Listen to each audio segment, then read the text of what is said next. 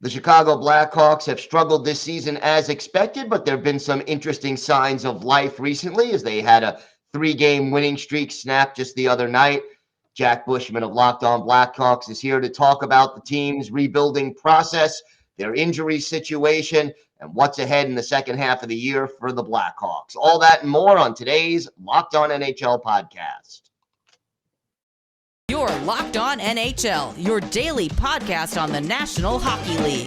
Part of the Locked On Podcast Network, your team every day.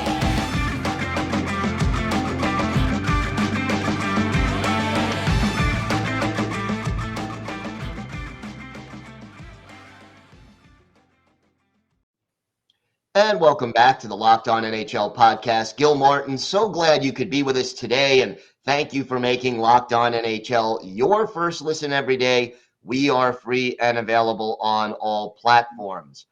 It's my pleasure to welcome back to the show the host of Locked On Blackhawks, Jack Bushman. And Jack, that little 3-game winning streak, given this team some reasons for optimism here in the second half of the season. Yeah, much needed. It had been bleak for the Blackhawks the past couple of months after surprising everyone to that 4-2-0 start through 6 games. I think everyone around the Blackhawks knew that sustainability, it wasn't going to be sustainable, but I don't think anyone imagined them going on to lose 21 of 24 or whatever that run was. But yeah, nice to see a couple of wins and a couple of things go their way. Pick up big victories at home over the Calgary Flames and the Colorado Avalanche, 2 really solid teams. So yeah, much needed little boost to the club and a little more belief in the locker room for them down the stretch as we get into the second half here, Gil. And even the loss that ended that 3-game winning streak, scoring 5 goals against a good Kraken team. Again, you don't want to give up as many goals as they did, but reasons for some hope. Absolutely. And in those final 40 minutes, the Blackhawks hung in there and really played well. And if you go and look at some of the deeper stats and advanced metrics from that game, it was really close. The Blackhawks just couldn't get a stop in the first period, and things really just unraveled. They fell behind 6-1. They battled hard the rest of the way, to their credit, but when you fall behind by that much early, there's really only so much you could do. But really, all in all, it was another solid performance by the Blackhawks on home ice. They just couldn't really stop the bleeding when they desperately needed to in the opening 20 minutes. One issue for this team all season has been goal scoring. They're dead last right now in the league in goals scored. Are there any reasons for optimism either on this roster or players who are getting close to being NHL ready who could help fortify the attack a little bit? Yeah, that's interesting you say that, because during their little 3-game winning streak that they had, top prospect Lukas Reichel was actually up in the NHL and performed pretty marvelously and had a really big outing, scored his first career NHL goal to help lift the Blackhawks over the Calgary Flames. But with Patrick Kane returning from his injury, the Blackhawks elected to send Lukas Reichel back down to Rockford. So I think some Blackhawks fans were a little bit frustrated with that, considering that the offense had finally been doing some things. But yeah, it is beneficial for Lukas Reichel to be down in Rockford at the same time. Another thing that is a positive takeaway from the last few games, Gil, is that the Blackhawks have been getting some nice production from their bottom 6. Sam Lafferty down on the 4th line. He has 5 points in his last 6 games. 3rd line, Andreas Athanasiou down there has been having one of his better stretches of the season. So it's been nice to see, not just the usual suspects producing for the Blackhawks. It's been a lot of Patrick Kane and Max Domi. When the Blackhawks do score, as you mentioned, it really has been an issue. So hopefully they can get a little bit more from the 3rd and the 4th line and also from their defensemen as well, because that's been a big boost and helped them pick up some wins here recently. Talk to me about the goaltending situation. I know they've had a number of goalies start games so far this year. How is it shaking out, and what do you expect to see in the second half? Yeah, it feels like there have been few and far between amount of games this year where both Alex Stalock and Peter Mrazek have been healthy. But Alex Stalock actually is the one who has kind of now become the starter here in Chicago and surpass Peter Mrazek in the depth chart. Stalock, when he's been healthy this year, has put up some really solid numbers, especially considering, Peter Mrazek probably hasn't been as bad as the numbers suggest, but those are kind of the numbers you expect on a starting goaltender for a tanking team. Alex Stalock, though, he's got a goals against average below 3, save percentage well into the 900s.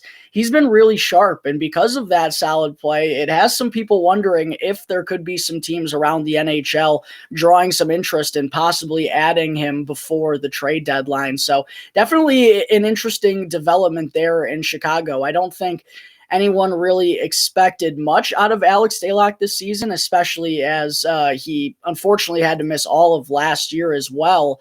And it figured like it was just going to be a signing to help incentivize the tank, if anything. But he's actually turned into a nice surprise in net for the Blackhawks.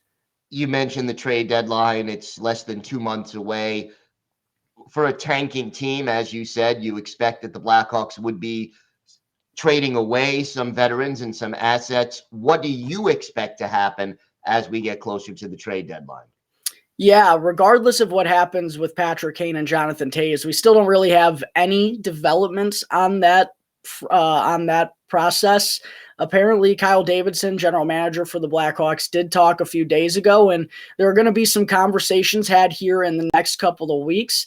But one way or another, it still feels like the more likely scenario is that whether it's the trade deadline or by the end of the season, both these guys are going to be gone. And if that is the case, the Blackhawks would obviously like to capitalize on that opportunity and get some assets if those players are wanting to continue their careers elsewhere. But other than just those two, I still think the Blackhawks have the possibility of being one of the busiest, if not the busiest team at the deadline in terms of selling.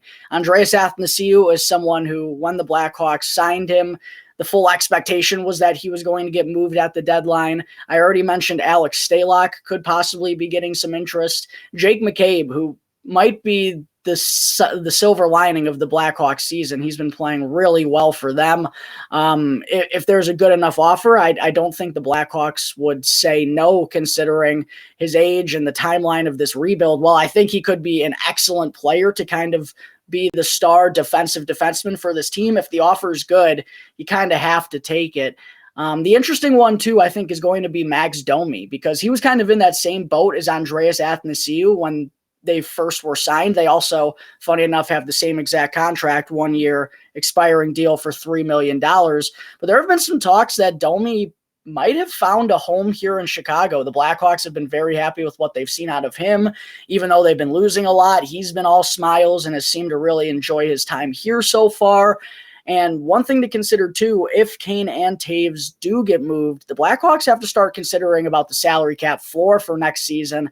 Max Domi could be a guy they could shell out some more money to, and I'm sure he wouldn't be too upset about that. So a lot of things to consider for the Blackhawks come the trade deadline here in a couple months, Gil, but I do expect them to be rather busy.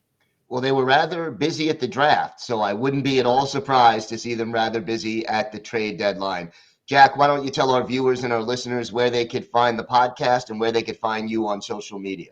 Yeah, absolutely. For more info on the Blackhawks as we approach the trade deadline, you can find the show wherever you get your podcasts, 100% for free, as well as on YouTube.